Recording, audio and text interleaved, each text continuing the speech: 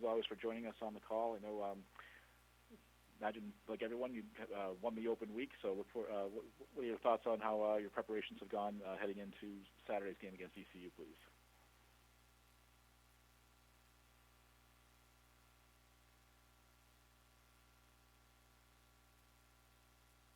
Oh, sorry about that. Bye weeks are kind of always tricky. In some ways, they're a good thing, because you get to rest a little bit as players, as coaches. You get away from each other. Sometimes when you're playing well and things are going well, you kind of get out of rhythm and lose a little bit of momentum. So, I think in both ways for us, we needed it in some ways.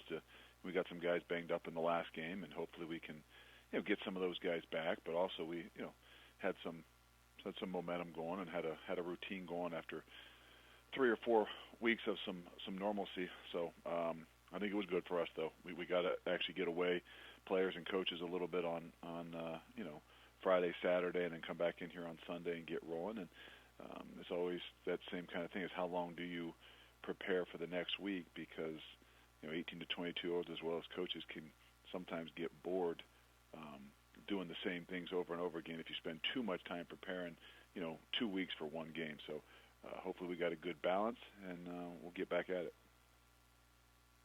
Any questions for Coach Luke Fickell, please? Star 1 on your telephone keypad.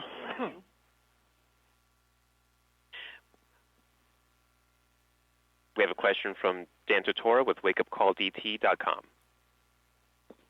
Good morning, Coach. How are you? How are you doing, Dan? Doing well. Just what you could say about, you got one loss this season, obviously, in the second week to Ohio State. The importance of not letting a loss beat you twice. Your team's been 5-0 since then. You've obviously played some talent inside of this American Athletic Conference especially. Just what you could say about not letting one loss beat you twice and what you've seen from the team on this 5-game winning streak. Well, in our situation, it wasn't just a loss. It was more than a loss. Just the way it happened. And, it wasn't close. And so it was tough. It was tough.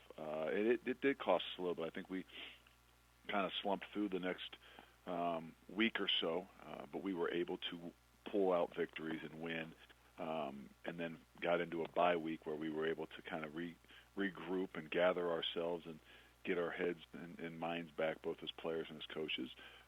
But it is a tricky situation. Sometimes you have an expectation as a player and as a coach how things are going to go and how things should go, and then sometimes when those expectations are not just interrupted or changed or but they're shocked, and I think that's what maybe happened to us. Not that they weren't a great team and aren't a great team now, but I think that maybe we were shocked a little bit, and we've had the ability to be good enough to find our way and fight our way through that, and then hopefully in the long run it'll be an incredible advantage to us. And then, in the conference as a whole, there's obviously the teams that are at the top. Right now you're at the top of the East, but in the West, a team like Tulsa, who I know that you beat recently here before your bye week, just what you could say about what Philip Montgomery is doing there and maybe some other teams around the conference that aren't getting those wins, but they're playing in these games and, competitive all the way through to the end for the most part. Well, nobody wants to, nobody wants any sympathy or anything like that, but Tulsa is a very good football team. I'm shocked. Obviously, another heartbreaker this past week for them, but we had not played them since I'd been here, so this was the first time we had played them. I'd only seen them a little bit in cross games and didn't know a whole lot about them, but after playing them, I have an incredible respect for what he has done there and what that team really is. I know it doesn't show, and some people would say, they're 0-4 in the league or whatever they are. That is really a good football team, and to the quality of the league, obviously, but even in their non-conference games, to be up on Oklahoma State and not shying away. They're playing a schedule that is, I guess what you'd say, what the commissioner would like us to do, and has put them probably in a little bit of a tough situation. But that's a really good football team that just has not found a way to maybe get the wins and things like that. And it's tough. It is really tough. That's one I'm shocked about at what's going on and how their season is going right now. Well, thank you, Coach, and good luck moving forward. Thank you. Next, we'll hear from Tom Shanahan with the News and Observer. Hi, Coach. You guys have been on such a good roll the last couple of years here. It's hard to believe that it was only 2 years ago you lost to ECU 48-20. Can you look back to that 4-8 season, trying to turn around the program, and maybe what a pivotal moment was for you as a coach in your program, and then just maybe in general for any program that faces a turnaround? I don't know if that was just a loss. That wasn't just any loss. That was probably a true I don't know if an eye opener, but that was the as much of a low point as anything I know for me. But it's a part of the game, and I think that I don't know if there's any one thing you can pinpoint. It wasn't like all of a sudden we got this win and the momentum and energy changed. It's a process. It's a really tough process. I think it first comes down to knowing and understanding and believing in the kids that are around you and the people that are around you. You know, whether it's your coaches or whoever it is, you can't turn things or change things or get things going in the right direction by yourself. It's I don't know how you would do it, and it's you know, if you don't have those kind of the staff and the people around you that, you know, those are older people, people have had a lot of experiences, and you know, 18 to 22-year-olds are sometimes even easier to kind of get guided and directed in the right direction. But if you have anybody that's not, it's really tough and difficult.